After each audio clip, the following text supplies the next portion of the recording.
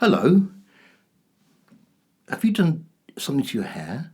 Oh, it's just longer, isn't it? Yeah, it's locked down for you. Well, listen, get it cut as soon as possible. Anyway, welcome along to a new adventure. I think this is number 10 in the series. And you might remember, those of you who've been sticking around since the beginning, and I thank you for that, because not everybody would they? Right at the very beginning, I posed the question of whether it's possible to earn a living, making music, basically. Particularly when you're at a kind of, amateurish, starting out kind of level. At what point do you start to think, actually, this is big enough to pay the bills, mean that I can earn a living, I can give up the day job, whatever that is, and I can go around the place calling myself a musician or a songwriter or one of those things, or a pop star, whatever you fancy. So I've been kind of looking through the numbers, basically, and what I want to do is present to you in this episode, quite upfront, with full disclosure, the numbers.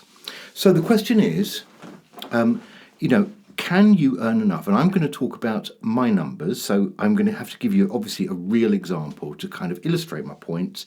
Can you earn enough to, to make this your living? And if you're asking the question of me, plot spoiler straight away. Do you want the long answer or the short answer? It's no. So why do I say that? Okay. My understanding is, now look, this comes out every now and again. People will give you this information, and you can look this up on Google and you might find some variations of this. But let's just talk about Spotify here. I understand that Spotify is probably one of the worst paying of the streaming platforms, but it's by far the biggest. So it is the most important kind of number you're going to get around. How much do you earn per stream? Okay, so my understanding is, and this is what you can find out on Google, is that for every 100,000 streams, I'm just checking the number of noughts here, for every 100,000 streams that you get on Spotify, you are likely to earn somewhere in the region of $437. Now, because we're talking about dollars, I'm doing a little bit of moving dollars into pounds to make it kind of a comparison for UK. That's where I live. So, I kind of work in pounds, but Spotify are paying in dollars. So there's an exchange rate to think about there, which obviously, fluctuates from time to time. So 100,000 streams, $437. Okay. I think, oh, okay, all right, that's something, isn't it? It's quite good. That means, okay, if I can make 200,000 streams, say, in a year. Now, this is where we start, kind of getting into what actually I'm able to do. What have I been successful at or not so successful at so far? So 200,000 streams in a year, we do the maths simply, is going to be $874. Now, okay, in the last year, I had probably my best year. That's not saying much because I haven't had that many years. So, I'm not here to really blow my trumpet much because I think it would be quite a small trumpet. It's shiny. It looks very, very nice. Or just not very much blowing. So, look, over the last year, I reckon I probably have achieved about 250,000 streams, something like that. So we might be in the region of about, $1,000, maybe a little bit more, but not much. $1,000 in a year. Okay, looking good. Put that into pounds, exchange rate, quick check, that's about 720 something pounds, okay, in a year. Break that down into months, that's going to be about 61 pounds a month. Okay, all right, not bad. Break that into weeks. We are talking about close enough to £14 a week is kind of what I have earned over the last year on Spotify, £14 a week. And actually, and let's just remind ourselves that's in a good week. Okay, so that's when I'm releasing a track every 10 minutes, well, every month. And probably, there's a bit of an impetus here to have to kind of keep that up, because otherwise, your Spotify streams could just fall away. So there's a kind of a monster here that I'm feeding by putting out as many tracks as I can, keeping on writing stuff and putting them out there. So that's one. There's quite a lot of running to do to kind of keep up with that rate. So I'm saying I can get to about 250,000 streams in a year, but it's not straightforward, and it sounds like a big number. But I think in the world of Spotify, we've got to be honest and say that's pretty modest. I think. Okay. So, £14 a week. Can you live on £14 a week? I think you know the answer to that, don't you, really? The minimum wage in the UK is about to go up in April. I think I've just kind of been looking up the numbers here. So the minimum wage in the UK will soon be, for an adult, about £8.91 an hour. And if you work that into your average kind of 37.5 hour week, that is likely to be about 330 something pounds a week. Let's transfer that back into dollars, because I think it's quite useful to kind of look at this the other way around, isn't it? Put that back into dollars, and that would be $462 in a week. Okay. So let's go back to the beginning. We said, right at the very beginning, 100,000 streams earns you $437. So imagine that you need to get enough Spotify streams just to reach a minimum wage. Not more, not richness. We're not talking, Ed Sheeran here, or The Weeknd, or Adele. We're just talking minimum wage. To get to a minimum wage, if you turn it the other way around, it means you probably got to be achieving more than 100,000 streams in a week. Now, I've just said before, I might have got to about, in a good year, 250,000 streams in a year. Yep.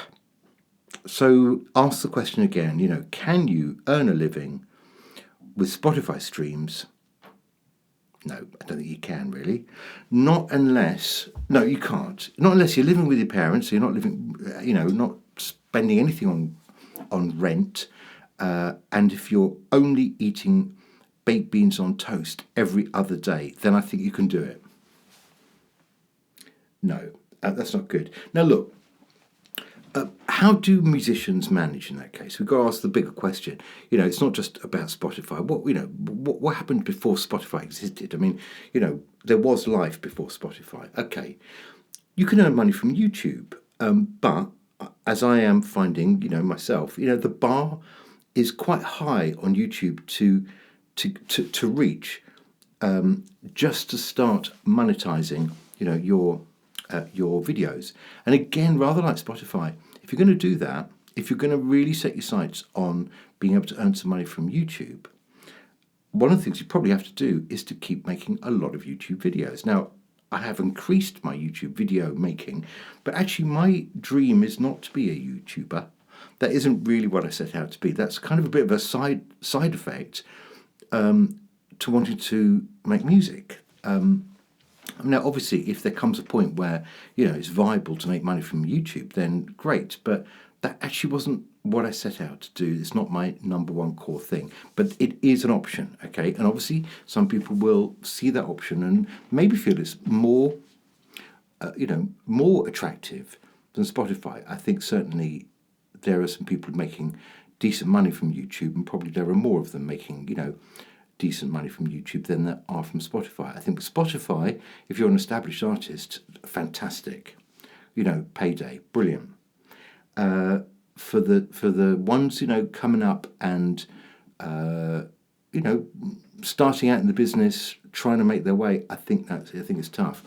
Okay, so again, going back, what was the way of making money? Well, some of you might remember before we had a pandemic. Do you remember? Just cast your minds back. Yeah, well, actually, the answer probably for a lot of people was gigging. I mean, there's no great surprise in that. Playing concerts, big or small, had become, I think, the primary source of income for a lot of bands, a lot of artists, particularly as streaming had taken off and, physical sales had kind of slid down, had diminished. So, gigs became really, really important.